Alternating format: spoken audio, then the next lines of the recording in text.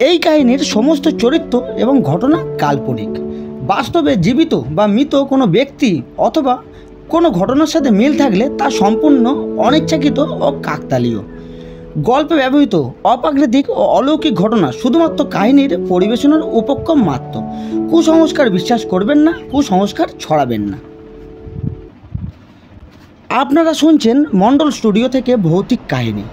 আজ আপনারা শুনবেন লেখক সৌরেন দত্তর লেখা একটি ভূতের গল্প, নরককুণ্ড অপেরা। গল্প পাঠে আমি রাজীব। গল্পটি ভালো লেগেছে, খারাপ লেগেছে, দারুণ লেগেছে, আপনার মনে যাই প্রতিক্রিয়া হোক না কেন তা অবশ্যই একটি কমেন্ট করে জানাবেন। আমরা আপনার কমেন্টের প্রতীক্ষায় থাকলাম। শুরু হচ্ছে লেখক সৌরেন দত্তর গল্প নরককুণ্ড অপেরা।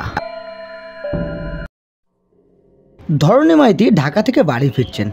বাস থেকে তিনি যখন আমতলায় এসে নামলেন তখন রাত ঠিক 12টা। এটাই শেষ বাস। বিশেষ কাজে আটকে গিয়ে এই শেষ বাসটাই তাকে ধরতে হয়েছে। সারাদিনই মেঘলাভাব ছিল।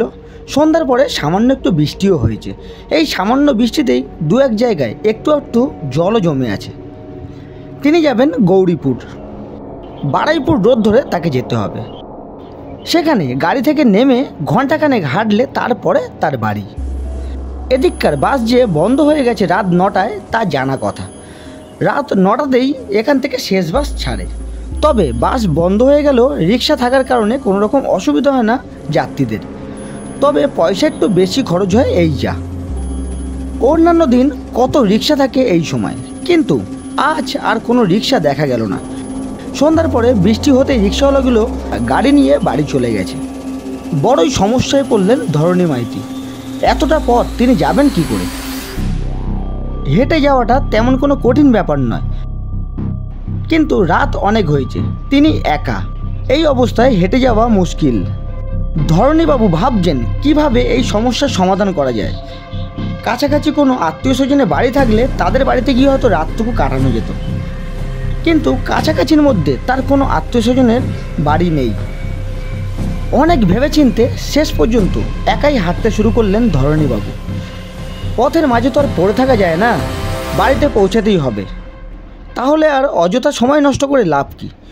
ধরণীবাবু একজন নাট্যকার। একটা নাটক লিখে ঢাকার এক যাত্রা দলের কাছে নিয়ে গিয়েছিলেন। ওই দলে তার আরেকটি নাটক চলছে। আজকে যেটা নিয়ে গিয়েছিলেন সেটা নতুন লেখা নাটক। নাটক দলের মালিককে পড়ে শোনাতে গিয়েই এত দেরি হয়ে গেল তার। নাটকটার নাম ওরাও একদিন মানুষ ছিল। ভৌতিক কাহিনী নিয়ে নাটকটা লেখা। দলের মালিকের পছন্দ হয়েছে নাটকটা, তিনি এটাকে মঞ্চস্থ করতে চান। নাটকটা তিনি রেখেও দিয়েছেন। ধরণীবাবুকে এই নাটক বাবদ কিছু টাকাও দিয়েছেন। হাঁটছেন ধরণী মাইতি। পথে লোকজন কেউ নেই, তিনি একাই হেঁটে চলেছেন। হাঁটতে হাঁটতে বিডিও অফিস পেরিয়ে গেলেন ধরণীবাবু। এখানেও কারো কোনো সাড়া শব্দ পেলেন না। হঠাৎ এই সময় নিজের লেখা নাটকের কথা মনে পড়ল ধরণীবাবুর। ভূত পেতনিদের নিয়ে লিখেছেন। কেন যে এমন উদ্ভট খেয়াল হলো তার কে জানে। তিনি যখন লিখতে শুরু করেছিলেন তখন তার মনে হয়েছিল এ নাটক কোনো দলই মঞ্চস্থ করতে চাইবে না। কেন করবে? পৃথিবীতে মানুষ আছে 100 কোটিরও বেশি, তাদের সমস্যাও আছে হাজার হাজার রকমের। আর তিনি কিনা মানুষকে বাদ দিয়ে ভূত পেতনিকে নিয়ে নাটক লিখেছেন। পুরো নাটকটায় মানুষ চরিত্র মাত্র রয়েছে 2টি, বাকি সবই ভূত আর পেতনি, অর্থাৎ পুরো একটা ভৌতিক নাটক। নাটকে একটি অন্ধের চরিত্রও আছে, সেও ভূত। সারা জীবন অন্ধত্বের অভিশাপ বহন করে চলেছে। মৃত্যুর পরেও সে অন্ধের জীবন কাটাচ্ছে। এটাই হচ্ছে নাটকের মুখ্য চরিত্র। যাত্রা দলটির নাম নরককুণ্ড অপেরা। মালিকের নাম ধনবান হাজরা। ধরণীবাবু পুরো নাটকটা পড়ে শোনালেন ধনবান বাবুকে। শুনেই ধনবান বাবু মুগ্ধ হয়ে পড়লেন। এইসব কথা ভাবতে ভাবতে হঠাৎ ধরণীবাবু কি দেখে থমকে দাঁড়িয়ে পড়ল। আরে, একজন মানুষ যাচ্ছে মনে হচ্ছে না? হ্যাঁ, তাই মনে হচ্ছে। অনেকটা দূরে আছে লোকটা, ঠিক বোঝা যাচ্ছে না, তবে আন্দাজে ধরে নিলেন ধরণীবাবু মানুষই যাচ্ছে। জোরে জোরে পা চালাতে লাগলেন ধরণীবাবু। ধরতে হবে ওই লোকটিকে, একজন সঙ্গী তো পাওয়া যাবে। দ্রুত হেঁটে ধরে ফেললেন তাকে। কাছে গিয়ে দেখলেন একজন অন্ধ লোক লাঠি ঠুকতে ঠুকতে চলছেন। ধরণীবাবু জিজ্ঞাসা করলেন, ও ভাই, কোথায় যাবে? সামনের অন্ধ লোকটি বললেন, যাব আমি খালের ওই পারে। খালের পার? সে তো অনেক দূর। হ্যাঁ অনেক দূর বই কি, তবু আমাকে যেতে হবে, ওখানেই তো আমার বাড়ি গো। ওখানেই তোমার বাড়ি? না বাড়ি নয়, আমি ওখানেই থাকি। কাদের বাড়ি থাকো? বাড়িতে? ও কারো বাড়িতেই থাকি না। সে কি, কারো বাড়িতে থাকো না মানে? তাহলে কি তুমি বনে জঙ্গলে থাকো? হ্যাঁ তাই তো থাকি। লোকটির কথা শুনে বিরক্ত হলেন ধরণীবাবু। এরপর আর কোনো কথা জিজ্ঞাসা করলেন না। বুঝলেন লোকটির মাথায় একটু গন্ডগোল আছে। হাঁটতে লাগলেন। ওরা দুজনেই হাঁটতে লাগলো নীরবে। সামনে অন্ধ লোকটি আর পিছনে ধরণীবাবু। একটা মজার ব্যাপার লক্ষ্য করলেন ধরণীবাবু। অন্ধ লোকটি চোখে দেখতে পায় না, লাঠি ঠক ঠক করে চলছে, কিন্তু তার পথ হাঁটা দেখে তাকে অন্ধ বলে বোঝার উপায় নেই। দিব্যি ভালো মানুষের মতো হেঁটে চলেছে। কৌতূহলবশত ধরণীবাবু জিজ্ঞাসা করলেন, তুমি বুঝি একটু দেখতে পাও তাই না?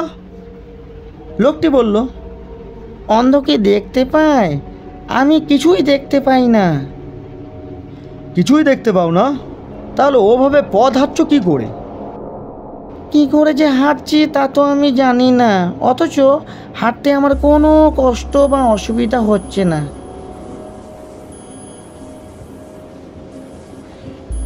ধরণীবাবু এবার অন্য প্রসঙ্গ পারলেন।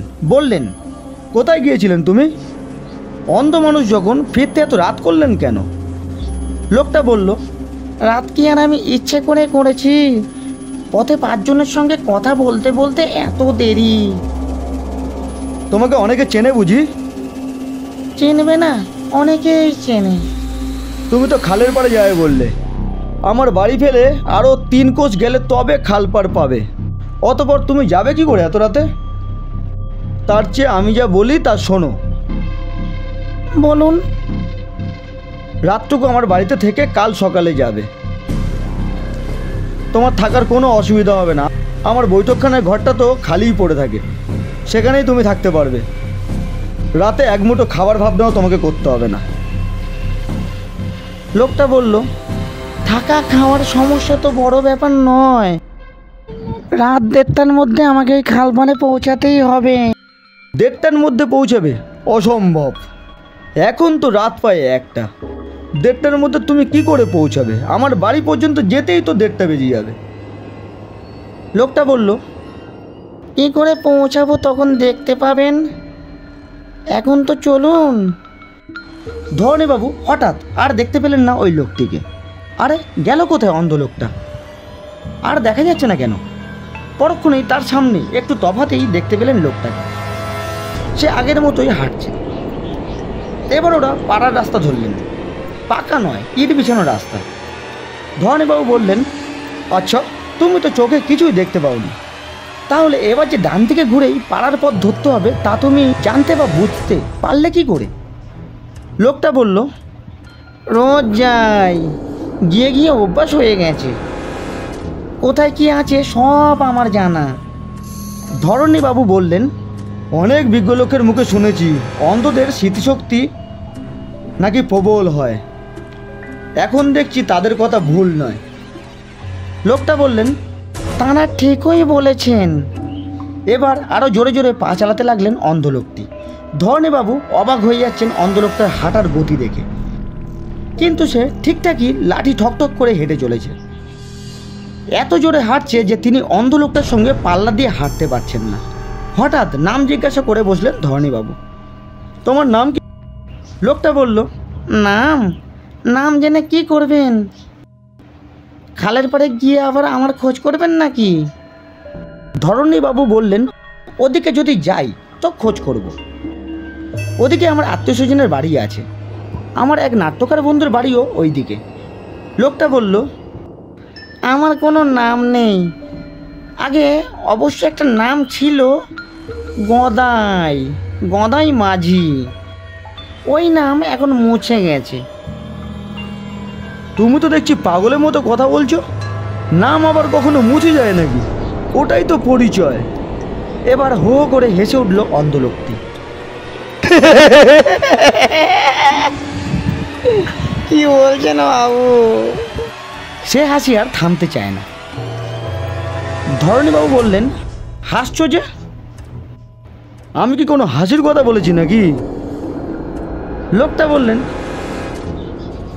হাসির কথা তো বটেই, অবশ্য দোষ আপনার নয়।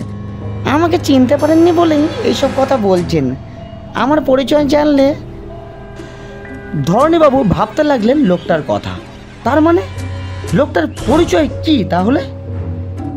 এবার তিনি বুঝতে পারলেন লোকটার মাথায় বেশ গন্ডগোল আছে। সাধারণভাবে ভালো মানুষ বলে মনে হলেও আসলে সে একটি পাগল। অনেক রকমের পাগল আছে। কোনো কোনো পাগলকে দেখলে বোঝা যায়, আবার কোনো কোনো পাগলকে দেখলে বোঝা যায় না। আবার কোনো কোনো পাগলকে প্রথম অবস্থায় বোঝা যায় না, অনেকক্ষণ কথা বললে তারপর বোঝা যায়। এক্ষেত্রেও তাই হয়েছে ধরণীবাবুর। প্রথম অবস্থায় তিনি বুঝতে পারেননি যে লোকটার মাথার গন্ডগোল আছে। নিজের বাড়ির প্রায় কাছাকাছি এসে পড়েছেন ধরণীবাবু। সামনে মোড়লবাবুদের 14 বিঘের পুকুর।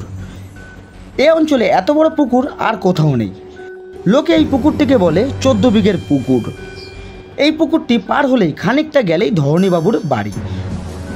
ধরণীবাবু বললেন, আমি তো এসেই পড়েছি, এই সামনেই আমার বাড়ি। ওই পুকুরটা পেরালে একটু যেতে হবে। এই বলে ঘড়িটা দেখে বললেন, তুমি 1:30টায় খালের পাড়ে পৌঁছাবে বলেছিলে না? এখন কটা বাজে জানো? কটা? 1:30টা বাজতে আর মাত্র 5 মিনিট বাকি। ওই 5 মিনিটই যথেষ্ট। ওই 5 মিনিটও লাগবে না আমার খালের পাড়ে পৌঁছাতে। চলি। এই পর্যন্ত বলে লোকটি পুকুর পাড়ের দিকে চলে গেল এবং জলের ওপর দিয়ে হাঁটতে শুরু করলো। প্রায় মাঝ বরাবর গিয়ে বলল, চলি ধরণীবাবু, আবার দেখা হবে। দেখতে দেখতে অদৃশ্য হয়ে গেল লোকটা। ধরণীবাবু বুঝতে পারলেন না তিনি এতক্ষণ যাকে মানুষ বলে মনে করেছিলেন সে আসলে মানুষ নয়, সে ছিল একটি অশরীরী আত্মা। তা না হলে এমন অসম্ভব ব্যাপার সম্ভব হলো কি করে? সপ্তাহখানেক পর খালের পাড়ে গেলেন ধরণীবাবু। সেদিন থেকেই বড্ড কৌতূহল হয়েছিল লোকটার সম্পর্কে জানার জন্য, কিন্তু সেখানে না গেলে তো জানা যাবে না ব্যাপারটা। তাই তিনি সেখানে গেলেন। সাইকেলে চড়ে গিয়েছিলেন ধরণীবাবু, কেননা এদিকে কোনো গাড়ি ঘোড়া চলে না। খালের পাড়ে এসে পৌঁছাতে তার পুরো 1 ঘন্টা সময় লাগলো। সাইকেল থেকে নেমে দেখলেন একটি জায়গায় কয়েকজন লোক গল্প করছে দাঁড়িয়ে দাঁড়িয়ে। তিনি একটু এগিয়ে গিয়ে বললেন, আচ্ছা, এখানে গদাই মাঝির বাড়িটা কোথায় বলতে পারবেন? তাদের মধ্যে থেকে একজন লোক বলে উঠল, গদাই মাঝি? আগে কেন বলুন তো? না, মানে তাকেই আমার দরকার।